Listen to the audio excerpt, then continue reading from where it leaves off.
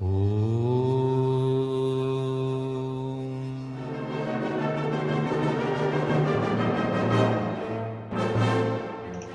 all. Today is going to be so exciting. We're going to speak to one of the finest Jyotishi, Ayurvedic practitioners in yoga that I personally know of. His name is Freedom Cole. He's going to speak to us about breath and time. And please meet Freedom Cole. I would really appreciate if you would tell some of our viewers what Yes. led you into these ancient sciences, into any of them. Tell us about yourself. Yeah, so I had a mother who did yoga while I was young, and so I grew up living a yogic lifestyle. And I met my first yoga guru when I was 19, and he introduced me to Ayurveda. And so after that, I went to Ayurveda school and was studying Ayurveda, went to India, was working in a clinic, interning. And as part of my Ayurvedic training, I learned about Vedic astrology, and a fire was lit inside of me. And I just read everything that was possible. I studied with everybody in the States. While I was interning in India, I went around to different teachers and was meeting different teachers and asking questions. And because of my intellect and amount that I read, I was pretty disappointed with a lot of the people that I met that called themselves big astrologers, until I met Pandit Sanjay Roth.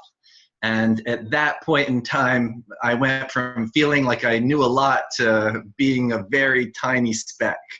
And so I spent the next few years, it was slow, because testing out a teacher in the beginning and everything of that nature, but eventually realizing the fountain of wisdom, I dedicated myself for the next few years, actually in India with Pandit Sanjay Roth, and then I still study on a regular basis. And so, yeah, that was my real entry into the realm of Jyotish. And while I was studying, Pandit Sanjay Roth guided me to go and find the right Sanskrit guru. And in process of finding my right Sanskrit guru, I also met a handful of tantric gurus and teachers that expanded everything that I learned from Pandit Sanjay Roth. This is fabulous. Your skill and your knowledge and what you're going to talk to us about today will be amazing for so many. To develop an appreciation of our breath and how that expands. So maybe we should get right on to it. I am most excited to hear your lecture. So what I'm gonna talk about is something that I've been working on for the last, off and on for the last 3 years, and it finally recently just over my winter break culminated in being able to write a chapter in a soon coming translation of a particular tantric text that was written by Abhinavagupta, Kashmiri Shaivite, who did his grand summary of Tantra. And in his grand summary of Tantra, he had a chapter on the cycles of time and the breath. And I was working with this text with a Sanskrit translator named Dr. Mark Dukowski.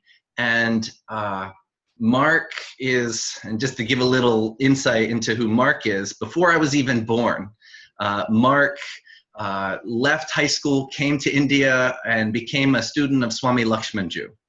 And after a period of time of studying with Swami Lakshmanju, he went to university, got his PhD in Sanskrit, and then spent the next 30-something years in India studying with every big Sanskrit teacher, breaking his head on becoming one of the, my opinion, the greatest English to Sanskrit translators we have on the planet right now. The depth that he can give to every word is just amazing. And when he came across this section in Abhinavagupta's summaries, he could translate the material, but it was all astronomical, astrological material. And so what did it mean? You know, putting a meaning on it. And so since I studied, when I studied with my Sanskrit guru, Mark teaches 2 classes a week, and they're free, open. Anybody can come to Varanasi and sit in his classes, and he lectures for 2 hours and then meditates for half an hour. And so I was blessed to be able to work with him to break the code that this text was.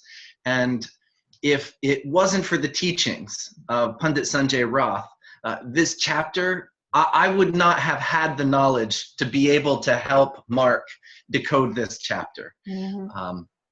Everything in it completely aligned with what Guruji had spoken of and taught, and gave textual support for, Pandit Sanjay Roth often says, well, my grandfather says, and sometimes people are a little hard on him because of those statements. But what I've found over the years is every time he says that, it's just a matter of time before I find it in some ancient text somewhere. So this text was written, and some people believe that texts are millions of years old and things of that nature. But from the dating of the Sanskrit, we could say that this text was written about 400 years before the Kalachakra Tantra. And so this text was a preliminary to what eventually evolved into the Kalachakra Tantra. That either a preliminary or an offshoot of, or there's a deep relationship, and we can see that compared to what's in the Kalachakra Tantra, this is a earlier development, because we can see it's not as deeply developed as the system in the Kalachakra Tantra. But at the same time, it's also giving us a deeper insight into certain aspects that we don't find in the Kalachakra Tantra. And so with that said, so the information that I'm about to share is what I've been working on and writing, and this is just a tiny little summary of what's in the chapter that will eventually be published in Mark's book. All right. This is fantastic, Tatum. Just fantastic. It'll open people's eyes to timing. To time. To time. Period. Yes. So this section of the summary is called the path, the advan of the impelling energy, Kalana. The Kalana advan. And everything in the chapter, one of the difficulties of translating it is some of the verses had 2 or 3 meanings. So the word advan, it means the path, meaning like as if, somebody's on a spiritual path. That word means the spiritual path of Kalana, of the impelling energy. And Kalana, just as a quick summary, and I'll get into it deeper in a minute, for the moment, we could just say of time. So it's the path of time, the spiritual path of time.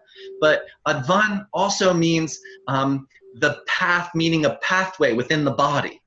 So it's the pathway within the body of the impelling energy, of the movement of time. It also, advan also means planetary orbit.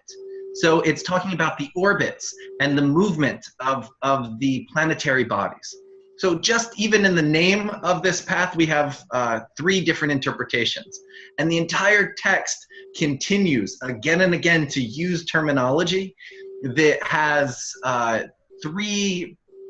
minimum 3 meanings. So the path of the impelling energy. And this path of the impelling energy, we could, is discussed as the microcosmic orbit. And microcosmic meaning the internal cosmos as compared to the macrocosmos. So in this text, they talk about the planetary movements, the sun and the moon, the movements of time outside of us in the sky, and how that is reflected within us, within our bodies. And there are meditations given, there are explanations based upon how we relate the external movements to the internal movements about what those external movements mean. So instead of saying that on the full moon it means XYZ, we talk about the full moon is in the crown. And by being in the crown, what does that energy represent? Versus the new moon being in the heart, what does that energy represent? So the interpretations they give us the fundamentals of how all these different transits and movements of the cosmos are interpreted inside and outside. So this fits that expression, as above, so below. As above, so below. And so there's the saying, as above, so below. And when we read a Jyotish chart, we are utilizing that. That's the fundamental principle, as above, so below. As the stars are dictating, so are things manifesting down here. Mm-hmm. Now, have you ever asked why? Why because those stars up there are doing that, is this like this down here? Mm-hmm. Now, in medieval times in Europe, we see people asking that question. And the answers they came up with were, there must be a string connected to this down here energetically. Modern people, they talk about gravitational fields of planets having an impact on us, all kinds of modern interpretations. What do the Vedic rishis say? What do the tantrics say? Why does this work? Why can the planets up there impact us down here? And the path of the impelling energy, the Advan Kalana, is that why. It's the fundamental principle of how it's working. I told you this would be wonderful. That's amazing. Okay. Tell us more. You have our attention. All right. So this is the path of Kalana. So what does Kalana mean? Now, there was an ancient view in ancient India, of Vada, meaning an ancient philosophy called the Kalavada. And the Kalavadans believed that time was the supreme source, that God was time. And we see that the Kalavadan tradition was absorbed into both the Vaishnava path and the Shaiva path. One of the highest forms of Shiva they call Mahakala, great time. Mm-hmm. And in the Vaishnavism, we see that when Krishna in the Gita takes on his highest form, he reveals himself fully to Arjuna. Arjuna says, "Wow, who are you?" And he says, "Aham Kalo, I am time." So we see in both traditions this importance of time, and as the supreme principle of the supreme source of a deity, of a reason that we exist. And so this was the Kalavada philosophy, goes deep into that aspect of time. When applying this into Jyotish, Parashara tells us from the beginning that when we study the astrological chart, we are looking at the Kala Purusha. We are looking at the state of the Kala Purusha, because the zodiac is the Kala Purusha. It's and Purusha in this sense, I'm going to translate as the anthropomorphized form. So it's the anthropomorphized form of time. If we want time to take on a body, it looks like the zodiac. It looks like the astrological chart. So what does that mean if the chart is the body of time? We have to understand what time is to really understand what we're looking at. So what these Kalavadans had to say is going to be important for us as astrologers, because we're looking at it every day. I'll change it. If somebody looked at a picture had a picture of Shiva on their altar and didn't fully understand anything about Shaivism, It might be nice to have that picture there, but they should know who Shiva is. So in that same way, as astrologers, we're looking at the astrological chart, we should know who is time. And I say who, because we're personifying. Let's see. Often people think that they create their life within time, but from the Kalavadan perspective, time is creating our life. It's not that, oh, I have time for this or I have time for that, but it's that time is making what we do happen. And from the astrological perspective, we all know that there's the dasha. You know, if somebody's running Jupiter, what they're going to do in their life, versus if somebody's running Saturn, versus somebody's, you know, somebody in the Rahu period, what they do, even if it's the same chart, what they do in Rahu versus what they do in Jupiter is very different. What they do, you know, the different months are invoking different actions from us. The different days are invoking different actions from us. The different hours. Sometimes, you know, some of my best memories from living with Pandit Sanjay Rath are little things where somebody walks in the door and brings him news, and he says, "Oh my gosh, it's not Saturn horror already, is it?" You know, he knew what astrological time it was based upon what was happening in the environment. And so what is happening is being invoked by time. So from the Western materialistic perspective, people think that they're existing and time is this limitation they have. But from the Kalavadan perspective, time is making everything that we have be. It's not limiting us, it's making us. So in that view that time is making us, the dasha is making us, we are doing what is active in our chart is based upon time. Time is invoking who we are at all points of our life. So Kalana is the word, it means impelling or urging to grow, forward motion. And so time is kala, that which is kalana, that which is doing kalana. Kalana is, the na at the end is an ing. It means that which is, it's timing. We could, you know, if I wanted to be somewhat literal, timing. If I turn time into a verb instead of a noun, then we have kalana. And so timing, it's making something happen. And so when we predict that somebody's going to get married, we look at we say, oh, Jupiter's going to transit next year, their lagna, and they're just about to enter a Venus Antardasha, and Venus is aspecting the 7th lord, and so we can predict marriage. So time is going to invoke that marriage to come forth. And so it's urged forth through time. It's impelled. Why do we learn certain, you know, I started studying Jyotish when I was 19. Visti started learning earlier than that in high school. Other people don't come to it till they're in their 40s and their 50s.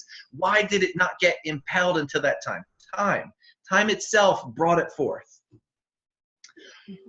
So this is Kalana. You know, why does a tree grow?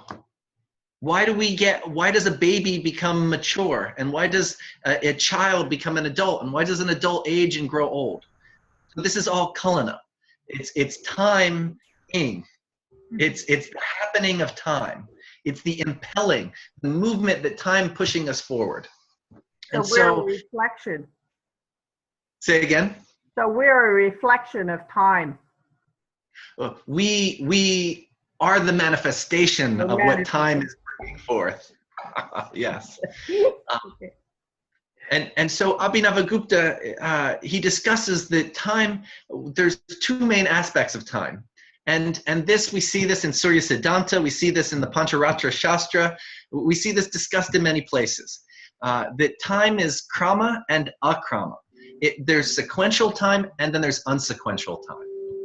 And sequential time is the time that is existing in the physical body. You're here right now, you can't be old tomorrow. Or if you're young, you can't be old tomorrow. You gotta wait till the years unfold.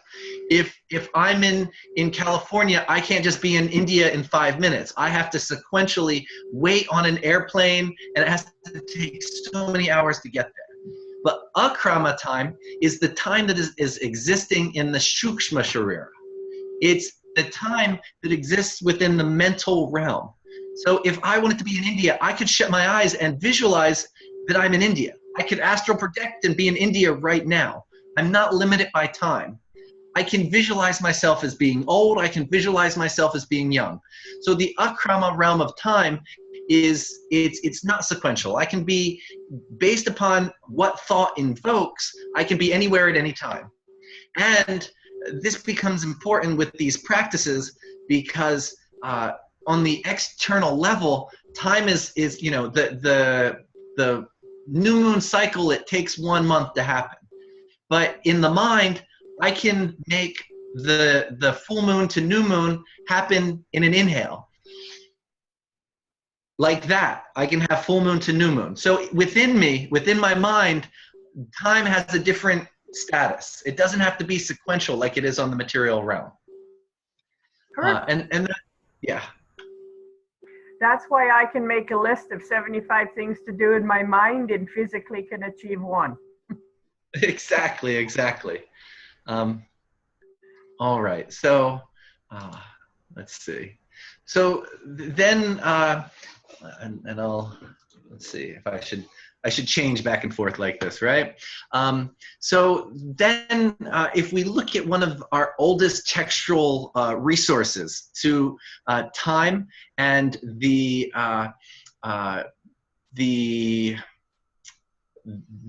what is time? What is this Kalavadan system?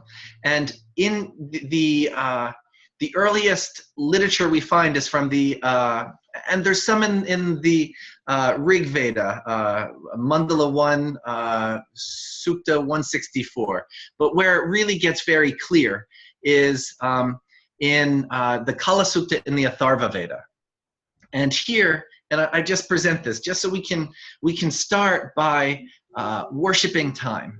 We can start by approaching time with reverence as we go into this science. And just before we look at the sukta, I just want to make sure, you know, I've acknowledged my guru Pandit Sanjay Rath, his uncle, his guru, his param guru, his grandfather, and that line of gurus, my Sanskrit guru, and my spiritual guru in Orissa, and always acknowledging guru first. Then looking at this Kala Sukta, time. The Kalavadins believe that everything exists or will exist in time. The Atharva Veda says that time produced existence. The sun burns in time. The entire world is in time, and time gives the eyes the power to see. So here we find an interesting statement that the sun burns in time, that the sun produced all. And from the Vedic perspective, the sun is represented, is the visual representative of the creator, of that which has brought existence into being. And so the sun, even the creator, burns in time, and time gives the eyes the power to see. Jyotish is the eye of the Vedas. It's that eye, it's the power to see, and time gives the eyes the power to see. So here we're given a deep insight that in order to see, it's time that gives us the power to see. And as Jyotishis, it's by this reverence for time, by reading time, that we give the prediction. When we look at the sky, we're reading the Kala Purusha, and then we look at the planetary periods within the Kala Purusha. So we're reading time. So we want that reverence towards it. Let's see. Time, and just Atharva Veda says, time is the Lord of all. Time is the cause, the driver, the creator, and therefore the foundation. Time is the power of existence and the supreme being. So deep reverence we get for time in the Kala Sukta of the Atharva Veda. All right. So time, breath, and thought. So time, this trinity of time, breath, and thought is a core foundation as we go into this path of the impelling energy, the path of Kulana, the path of time manifesting the universe. There's a trinity of time, breath, and thought. And when time came into being, there was movement. And presently in my volume 2, the second chapter, the whole chapter is just on time and Vedic concepts of time. And you know, I bring this concept up in that chapter as well. But so in time, from the Kalavadan perspective, you know, time created the whole universe, in that in order for there to be creation, there had to be movement. There had to be change. And for something to change, we can time it. So as soon as there's movement, as soon as there's change, time exists. So the Kalavadins say, well, did the universe get created and then time came about, or did time start moving and then the universe came into being? So from the Kalavadin perspective, time started moving, it started timing to Kalana, and the universe came into being. And in that coming into being, the universe comes into being, and then it goes back into nothing. It comes into being, and it goes back into nothing. And so there's this pulsation that exists in the universe. And the nature of that pulsation exists within the jiva, within us, as the pulsation that makes our heart beat and that makes the breath breathe in and out. The life of who we are is this pulsation, the inhale and the exhale. And that inhale and that exhale wouldn't exist without time. It is time. For those who practice yoga, there's a state called Nirvikalpa Samadhi, which is a state that's beyond the realm of time. And when somebody enters that state, they stop breathing. There's no breathing when they enter that state. And yogis who enter that state cannot breathe for days on end and then come back from that state and be just fine, because they've entered that realm beyond time. So people, they say, well, how's this body last all that time? Well, the person was way beyond the realm that the body is from. They were at the source of where all sustenance comes from when they enter that state. So time and breath. And then as we breathe, so we think. The mind, the consciousness moves. If in pranayama, we control our breath and we control our mind. So there's a correlation between the breath, the thought process, and time. And it's a fundamental, basic concept there. That makes sense, yes? You're with me? That makes a lot of sense. By doing the pranayama every morning, that does help clear the head. It prepares Yeah. the person. As you breathe, so, you know, and also the thoughts. And when, you know, we're scared, we breathe really fast. When we're calm, we have a certain breath. So our breath is creating the nature of our thought process. So Abhinavagupta says, Abhinavagupta is basically, he's summarizing a tantra called the Swachandra Tantra. So this verse, it's the translation here is from Abhinavagupta, but Abhinavagupta himself got it from Swachandra. It says, the nature of the breath is the cosmic nature, and the course of the breath is driving the cosmos to unfold. It's an incredibly powerful verse, and I hope that everything I said previously can give some context to that for what we're going to explain next, and for what we're going to explain next to really sit, to have some weight, to have some meaning. The nature of the breath, prana twa, the breathness. The nature of the breath is the cosmic nature. The essence of what the universe is the essence of what the breath is. So as I talked about that pulsation, that the universe is coming into being and going back into nothing. Coming into being, going back into nothing. We're breathing, we're exhaling, inhaling, exhaling. As when we are born, we inhale and then exhale. And then that means we're alive. In the same way, the universe is alive because of its own pulsation. And the course of the breath, meaning how the breath is moving, is driving the cosmos to unfold. And so here, remember what I said, these verses have there are 3 levels of meaning. It says the course of the breath. So is it talking about the course of our individual breath, or is it talking about the breath of the universe? Or is it talking about the planetary movements? It's talking about all 3 at the same time. So the course of the breath, meaning that pulsation of the universe, is making our manifestation, our reality manifest. At the same time, the cosmic orbit is making everything that we experience unfold, while the movement of our breath is creating what's happening in our mind and generating what thoughts and feelings we're having. So every single one of these verses has these three meanings. The Trinity comes through everything. All right. So the base unit of time. When we think about the base unit of time, we think about the minute, the minute or the second from Western thought process. When we look at the Vedic and the Tantric system, the base unit is called the prana. And the prana is 4 seconds. It's the breath. And the normal breath was considered 2 seconds in and 2 seconds out. And of course, if you focus on the breath, it naturally all of a sudden starts to extend. But if you're not paying attention to your breath, it will naturally just be 2 in, 2 out, 2 in, 2 out. So the ancient rishis understood that this 4 seconds was the breath. And this was their fundamental unit that they utilized. There's 15 prana in a minute. There's 900 prana in an hour. And so in the text that this is all coming from, when they talk about an hour, they talk about 900 prana. They talk about the space of 900 breath.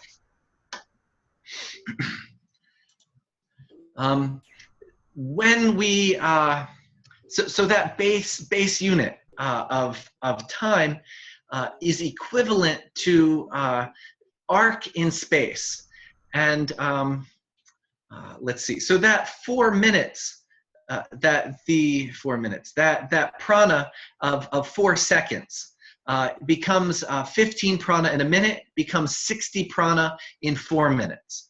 And you know, those sound like just random numbers, but if you look at this chart here, that 60 prana becoming 4 minutes is 1 degree of arc motion. So if you were an ancient astrologer and you were sitting with your astrolabe and you were calculating the movement of a star, and you're sitting there just watching, okay, how long does it take that star to move 1 degree?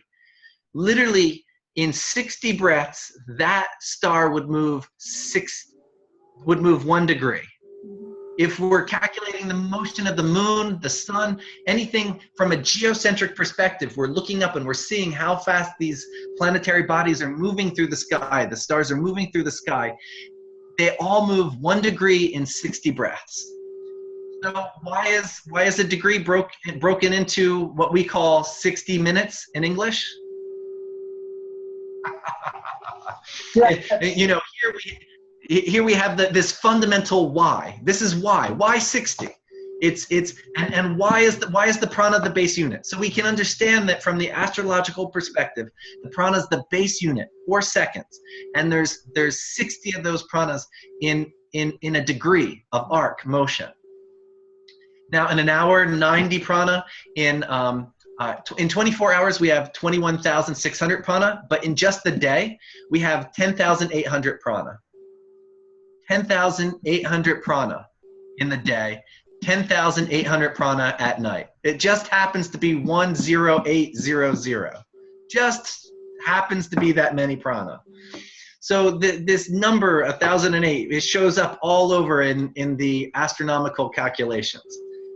But here we can see it within the breath. We can see the 108 in the breath.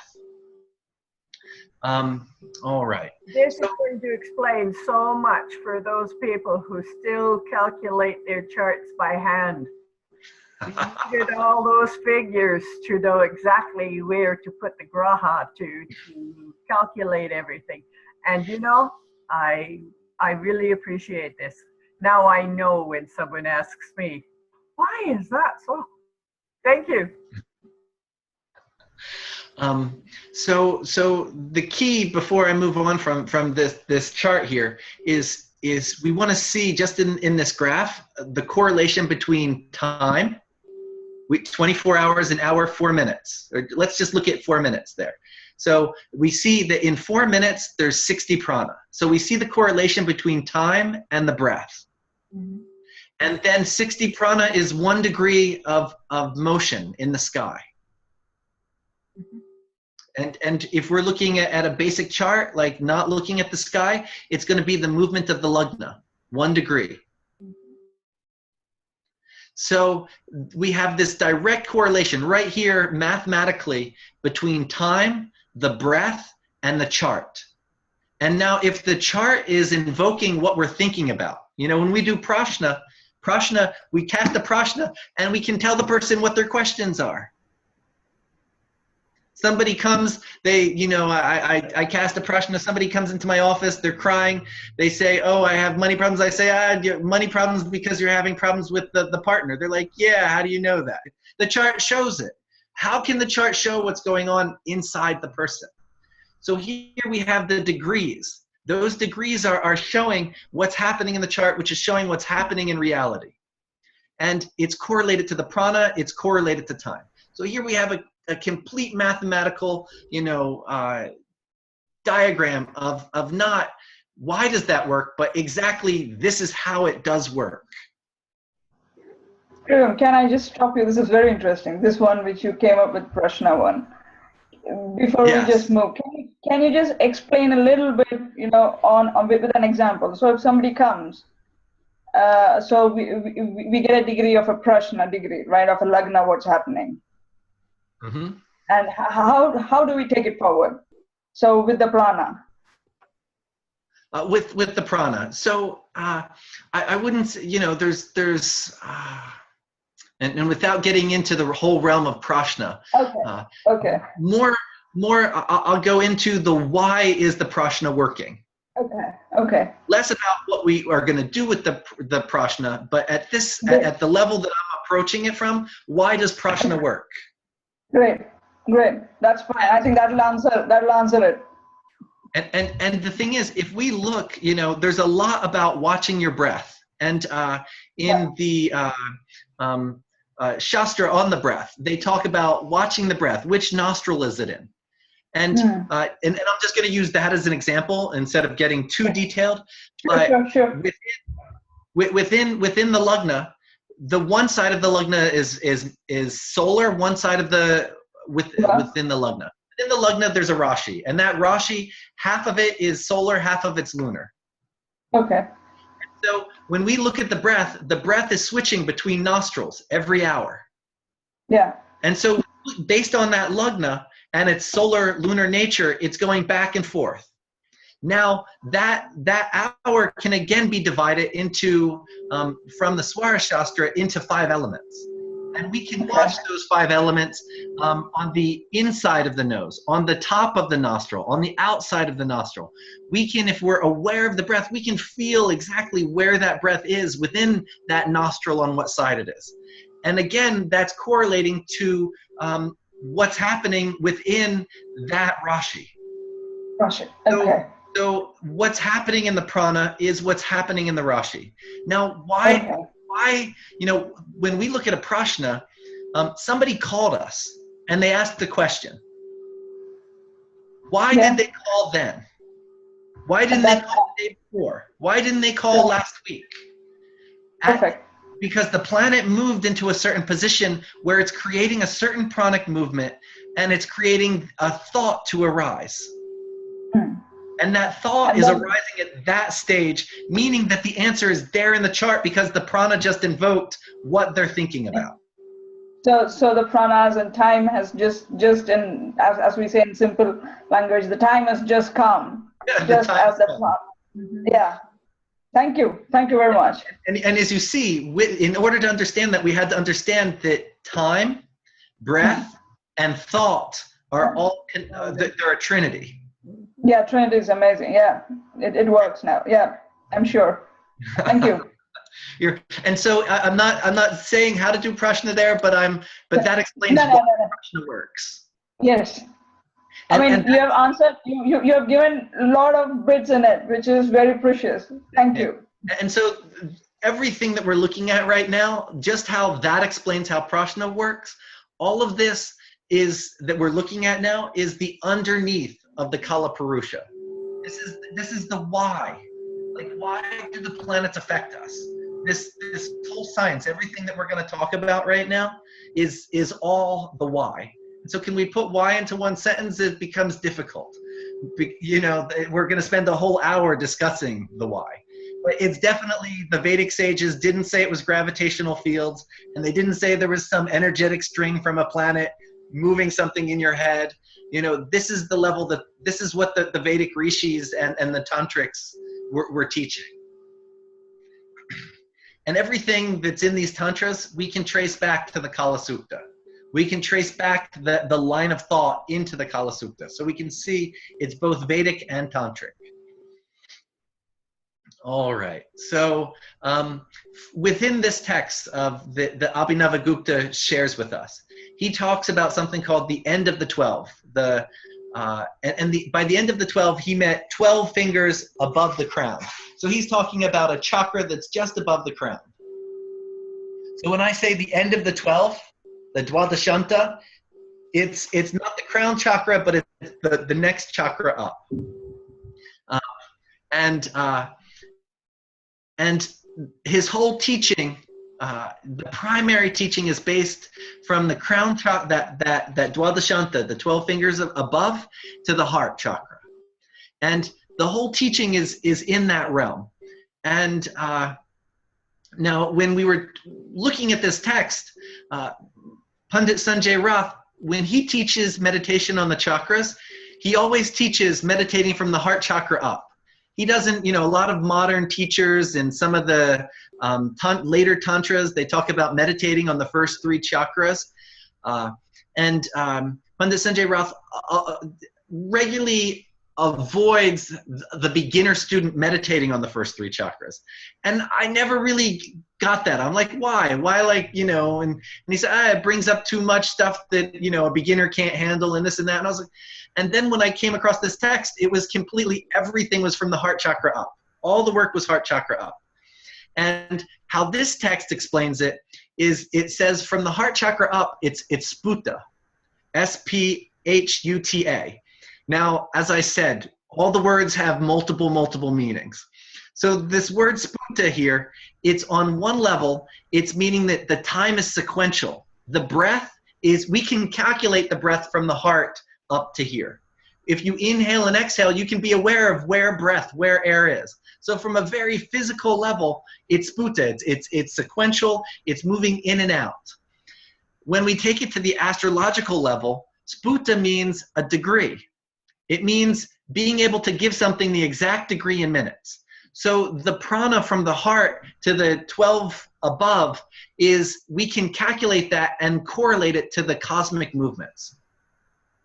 Now, later in the text, and I'm not going to go into this today, but I'll just mention here, Abhinavagupta goes into the 5 pranas and how the different pranas are moving through the body and different calculations with them, and how the samana prana is working from the heart chakra down to the root chakra, and a whole different system goes with that. And when I say a whole different system, I mean whole different system. But that's another topic.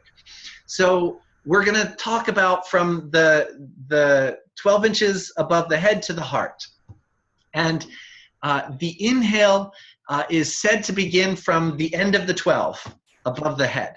So the inhale begins, and the breath comes down. And so this is both a practice, a teaching. And so as I talk about this, you can actually take a moment and visualize the breath on your inhale moving from above the crown down into the heart. And on the exhale, that breath moving back up to the crown.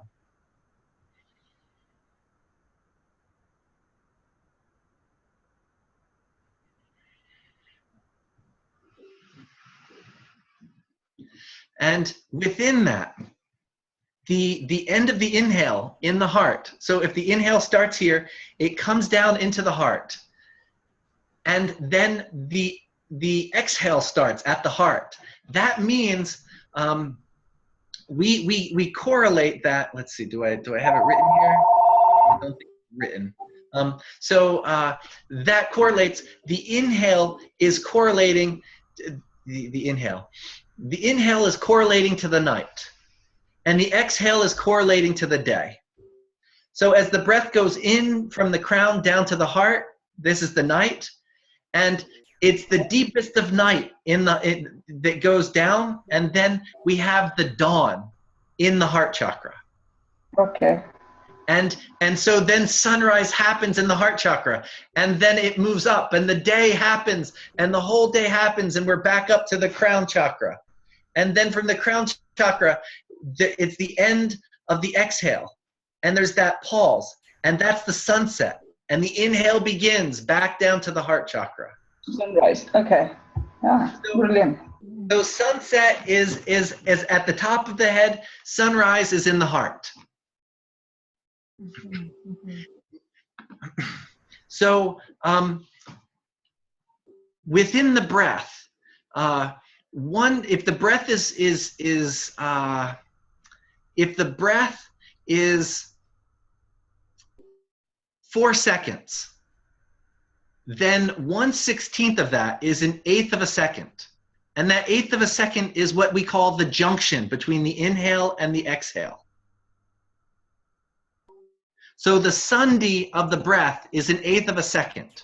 Now, if we take the 24 hours of the day, that 16th becomes a 48-minute period. And that becomes our sandhi of 1 Gatika before sunrise, 1 Gatika after sunrise. So the sandhi of the breath, and let me know if I lose you, but the sandhi of the breath, the sunrise and sunset is the end of the inhale and the end of the exhale. And as the end of the inhale and the end of the exhale, there's a slight pause for an eighth of a second. In the same way, in between that sunrise and sunset, there's a slight pause. And that pause is the difference between the solar energy and the lunar energy.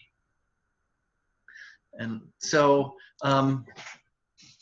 so when we take from the crown, the inhale is beginning, and it comes down into the heart.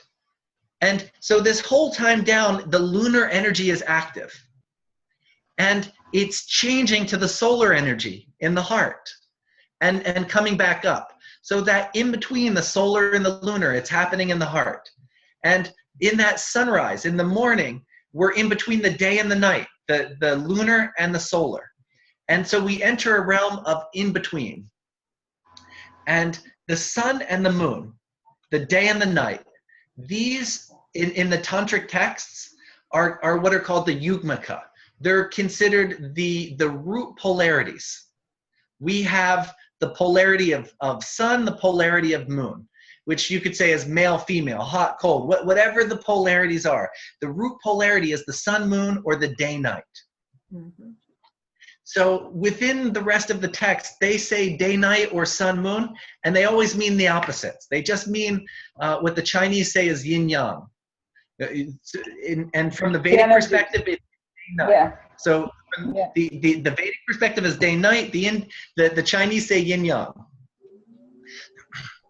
And so we have the junction between these two. And it's in that junction that magic happens. Magic, I don't know if magic, the right word, that a higher state of consciousness is possible. Because when we're in the solar energy, we're manifesting life, we're out, we're in the world, things are happening, we're working, our consciousness is a solar energy, it's doing the same thing. When we enter the lunar, it's nighttime, we want to go home, we want to rest, it's time for sleep. And in the same way, the thought process retires. We're inhaling. We need to take in prana. We need to rejuvenate ourselves. And so there's a certain thought process there. But in between, there's not sun, there's not moon. There's a space where there's a break. There's a space that some people they call it the gap.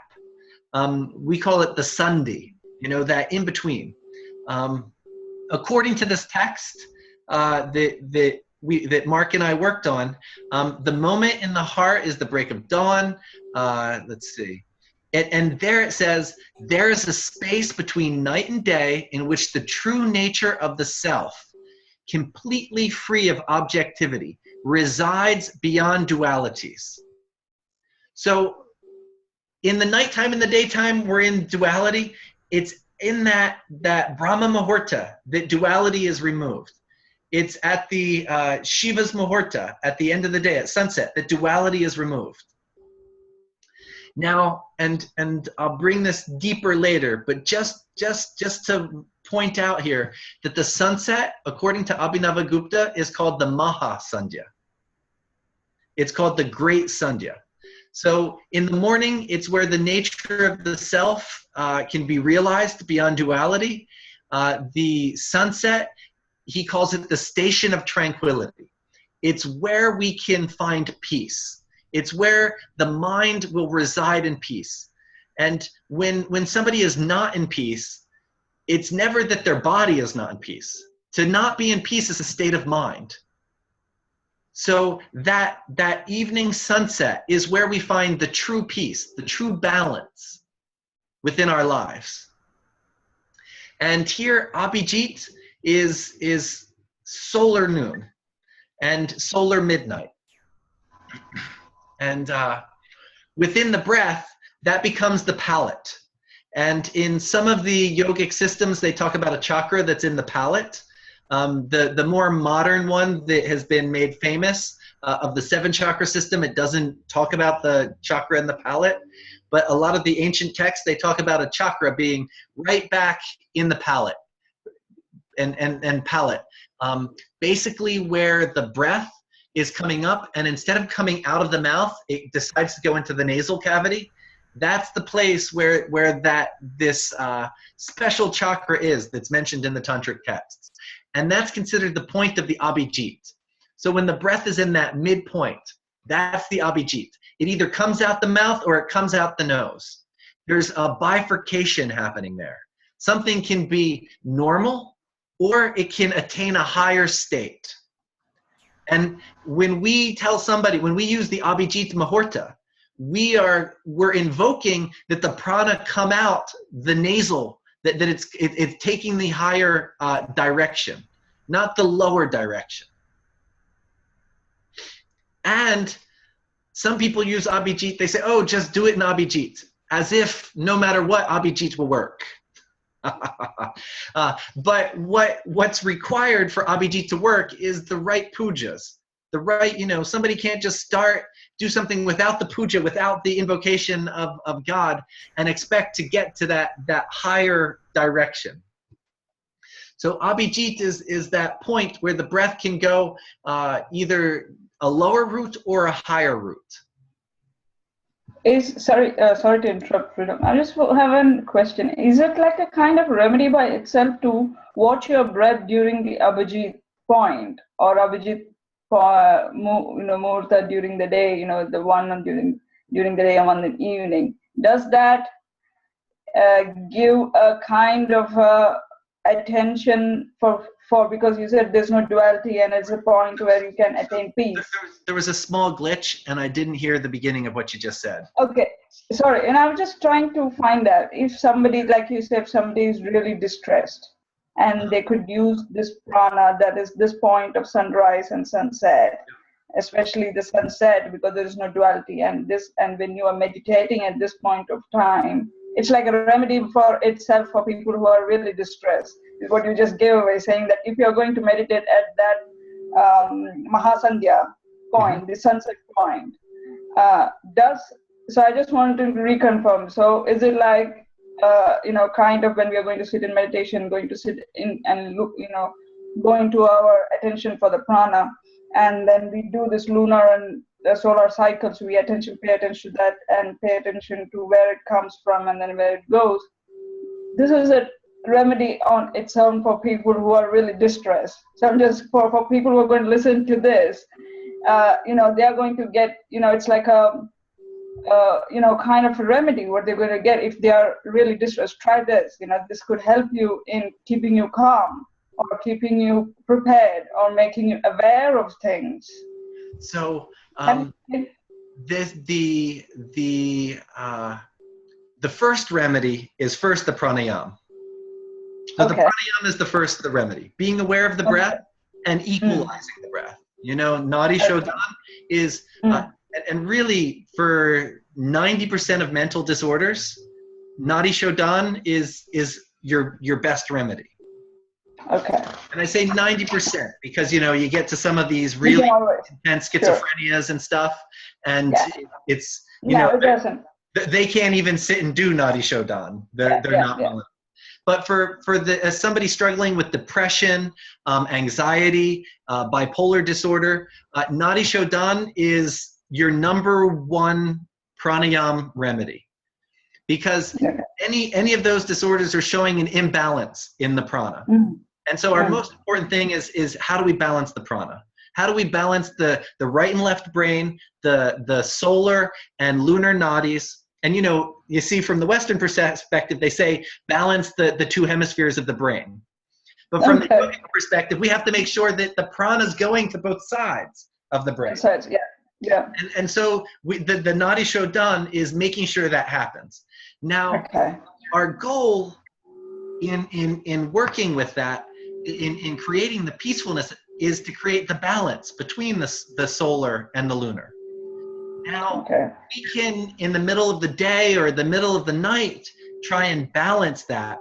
But why not do the pranayama balancing the prana when it's naturally balanced in the environment?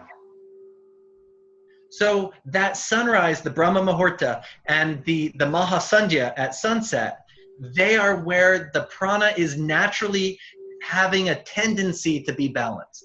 So to do a pranayama practice at that time is taking you to that space of balance. And even if the person didn't know pranayama, just to sit and be aware of their breath, or just in mindfulness at that time, they will naturally be able to have the impact of that more balanced state that the environment's giving them. Amazing. Thank you. That's besides myself, I know a number of people I'm going to encourage to do it at those times. Yes. Yes. Thank you, Freedom. And what about during the midday and midday during the day? The Abhijit Muhurta, what they say, during about 11:30ish. That hour. How does that work? So the Abhijit is less about. So at that time, we're not talking about the balance of the dualities. We're talking about the pinnacle of each one of the dualities. So at the Abhijit of the day, we're at the pinnacle of the solar energy. At the Abhijit, the solar midnight, we're at the pinnacle of the lunar energy. We're trying to focus just on the one or the other. And so when we talk about, having a successful muhurta, somebody's opening a business and we don't have time to give them an exact muhurta. So, we say, just make sure you do it at solar noon, Abhijit muhurta, and it's good. It's better than nothing, right? Right. That's because the sun, that solar energy to manifest in the world, is strongest at that time. Sure. Yeah. Thank you. And the Abhijit Muhurta at night becomes where the daytime becomes the spiritual energy, the nighttime becomes the daytime becomes the material manifestation, the nighttime Abhijit Muhurta becomes the spiritual manifestation. It becomes that point to really get the moksha. That explains so much. Now, why they get up at midnight. And so Abhinavagupta, he had those two reversed. Now, some people, when I was working with the translator, he's like, no, we can't reverse it. We can't change it. We have to. And I said, Abhinavagupta was a tantric scholar. He wasn't a Jyotishi. He wasn't giving people muhurtas, you know, if we looked at what he recommended for all the other junction points, to stay in alignment with that, we altered that daytime, noontime, what the verse was indicating. And because this is a standard teaching that's within the tradition of Sanjay Rath's family, how these Sandhis and Abhijit Muhurtas are working. And what Abhinavagupta does is he just gives this deep dynamic of why. So, all right. Amazing. Thank you. Let us continue. I have a feeling that this could be broken into numerous sections. Yeah, it's getting that way. That, or I can go more fast through the last little part. So, so here we have the breath of the lunar cycle. And in the breath of the lunar cycle, the full moon is at the 12 above the head, and the new moon is in the heart. And so the inhale is the waning moon going to new. And the exhale is the waxing moon going towards full. So just like the daytime, and this is what it took me a little bit to wrap my mind around, but that waxing moon is like the day. It's going out into making things happen. And Pandit Sanjay Rath, he always used to tell me, he said, you know, avoid auspicious things on the full moon. Full moon is for you know, rituals and pujas and stuff like that, but not weddings, not things of this nature, you know, and not things that we really want to make last. And I never understood it until this right here, because at that full moon, it's like the sunset. The day has fully happened, and then the day is over, and the nighttime is beginning. And so the full moon, on one level, is very auspicious, but it's auspicious for spirit. It's a Sandhi. It's a place where things are changing. And so we wouldn't want somebody to get married and then things change. You know, so most of the wedding muhurtas are for before the full moon, not the day of the full moon, not that getting close to full moon. And that was a changing of my Western looking at the full moon to the Vedic look and understanding of the full moon. That full moon is a Sandhi. So let's see. So the new moon relates to sunrise, and the full moon relates to sunset. After the moment of fullness, which is like sunset, the moon begins to wane, and so darkness, the lunar energy is increasing. And as soon as the new moon and the moon is growing, it's the solar energy is increasing. And Abhinavagupta goes really, this is where he spends the most time. I spent the most time with the day. He spends the most time with the moon. Because for him, he relates the lunar cycle into how consciousness is perceiving, how conscious perception of reality works. And that we have a perceiver and we have that which is being perceived. And so whether we are, and if you look at yourself, you could stand outside of yourself and look at yourself as somebody, or you can look from yourself at the world and not even notice that you're the one looking. So we have this different realm of subjectivity and objectivity that our mind works within. And so those cycles are changing within the lunar cycle, but they're changing within the breath, within the inhale and within the exhale, within the inhale and within the exhale. How receptive and how perceptive we are of the environment with each breath is being altered. So let's see. I think that's enough for that part. And so let's see. And here, the ashtamis are very important. Before I move on, I'm making sure that I got everything from this section that's needed. The ashtamis, again, are the palette. They're that transition point. They're considered very important places. So if you look at most of the remedies that Pandit Sanjay Rath gives, the primary remedies from his tradition are full moon, new moon, and ashtami fasting. Then there's, you know, a standard in the Vaishnava tradition of the Ekadashi fasting. But within the astrological tradition, it's full moon, new moon, or Ashtami fasting. They're the primary rituals that we give for remedies. Full moon fasting for Saturn, new moon fasting for Rahu, and Ashtami fastings are generally for, we could say, for clarity, to improve the beneficial nature of grahas. All right. You're covering a tremendous amount of material here. Yes. Tremendous. And let's see, I'm trying to change slides right now, and it's okay. There we go. So, and I'll just real fast on this one. So we have Kshaya and Adhikatithis. Now, in the article that I wrote on this, I go real in depth into the celestial mechanics of where Kshaya and Adhikatithis come from. Here, I'm just gonna give the little share that Abhinavagupta calls a Kshaya Tithi. He calls it a cough. You know, it's the breath goes really fast, and he calls an Adhika Tithi, where the tithis get really long, as a yawn, where the breath extends.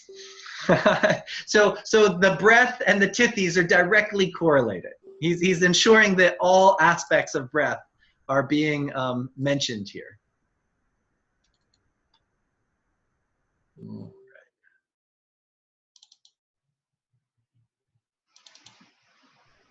And my PowerPoint's not wanting to change. Let's see. I'll show me for a second. And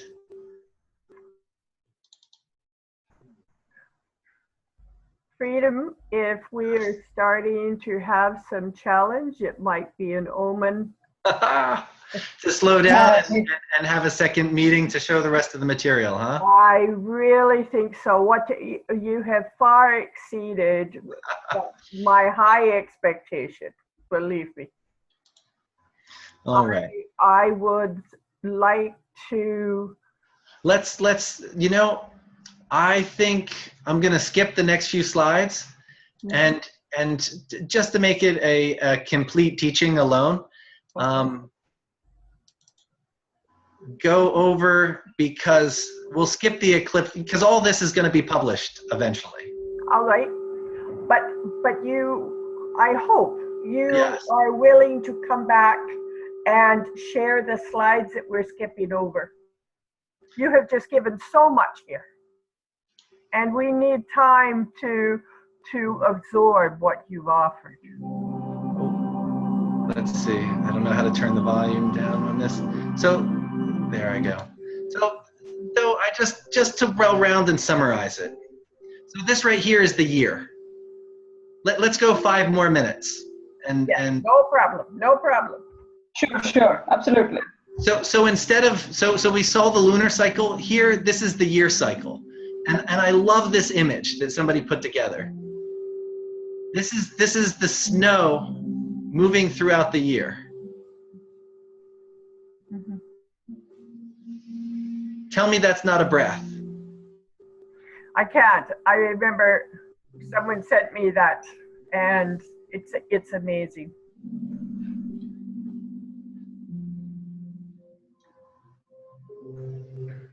The earth indeed is alive. But the thing is, the lunar cycle is the same. So somebody gave that beautiful image, and it made it easy for us to understand. But here, the moon we could perceive in the same way as a breath happening. Mm-hmm. And the solstices and the equinoxes being a breath. And the 60-year cycle, the Jovian cycles being a breath. If we look at the yugas and everything coming into manifestation and coming out of manifestation, the whole universe is created, and then pralaya happens. The whole universe is created, pralaya happens. So we have this pulsation, this between the yugmika, the two polarities of coming out into existence and coming back in, coming out, coming back in. And so even the yugas, for the, you know, so we saw the breathing of the day. We saw the breath of the month. We saw the breath of the year in a beautiful thing of the planet. We saw the breath of when we look at the yugas, we see the breath of the cosmos. So when they talk about the yugas, you know, who looks at when they talk about these big, huge cycles, who looks at it as the breath, as the pulsation of the universe? But here, that's what it's being taught as.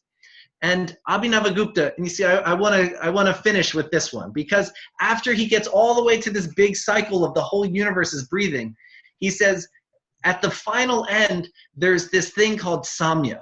And Samya means the equality, the universal consciousness, that there's this level of time beyond all time that it's so big that basically all these little breaths just basically, you know, like, I mean, think about in the breath of the universe, how big is our breath? So when we get to the largest cycles of time, everything kind of is so small that it's this complete equality and balance. And so he talks about this Samya, and he says that the Samya is there. It's always there. Underneath of the breath, there's always that breath that's not breathing. It's the prana that's alive, but it's in stillness. It's in complete equanimity. It's in peacefulness. And so it's a beautiful way to tap in to this deeper aspect of who we are through the breath, through time, and understanding that in the universe. Frida, Wow. you've started something and clarified so much. I look forward very much for you to come back and fill in. I have so many projects. Next time I'll share something else as well. Oh, definitely. And know that this will be done at your convenience. But that material will probably be another year before it's actually published. But it'll be within a book it'll be in Mark Dykowski, Dykowki. You can look at some of his previous translations, and all that information is going to be within his next book. This is fantastic, and what an opportunity you're giving us. Yeah, And absolutely. I look forward to that. Yes. Freedom. You know, you've given away so much. I mean, I'm sure people will use the bits you have given, you know, in very, very nice way. I hope people understand that and, you know, just make use of that during, you know, on everyday basis and see the difference for themselves. This is amazing. You know, I just wanted to go back. The book you were mentioning about Abhinavagupta, would you want to tell, I mean, somebody would like to read, or, you know, for further reading, they can refer? Well, the big thing is none of the translations out there understood the material. So unless you can read Sanskrit, it doesn't really do too much. So, there's a handful of books by Abhinavagupta, and he in one of them he did basically a summary of all the tantric systems, and so all this is within his big summary. Yeah, great. Yeah, and just for further reading, if our viewers of Saptarshi Astrology YouTube channel, they would like to, and you know, read further on this, you know, they could refer. They could hit. Questions can probably come into our Facebook, and I will have no hesitation about passing them to you, Freedom. Sounds good. Thank you ever so much for this time and your work. It's words sometimes are challenged to give sufficient praise. Thank you. Thank you, friend. Thank you so much. Thank you very much. Thank you.